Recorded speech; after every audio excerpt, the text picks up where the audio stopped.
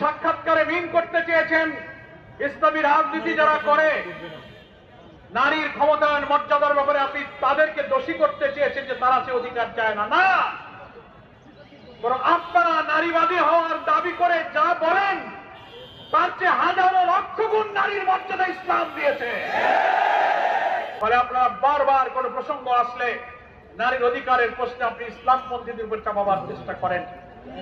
আপনার এই ভুল প্রচেষ্টা, এই অপরিণামদর্শী প্রচেষ্টা থেকে আপনাকে আমরা বিরত থাকতে অনুরোধ করছি। ডক্টর রেজওয়ানা হাসান, যারা আপনারা এই ধরনের বাইরের কোন মিডিয়াতে বা আনন্দবাজারের সব সাক্ষাৎকার দিচ্ছেন, আমরা এই ধরনের বক্তব্যকে কিছুটা উস্কানিমূলক বক্তব্য মনে করি। এটা এখনই সমীচীন নয়। আমরা তো আপনার বক্তব্যের একটা জুডিশিয়াল ইনকোয়ারি দাবি করছি। আপনি চট করে মবের দিকে জামাত শিবিরকে দায়ী করা হবে এই সব দিকে এতদূর এগিয়ে গেলেন কেন? মাথাটা একটু ঠান্ডা রাখুন।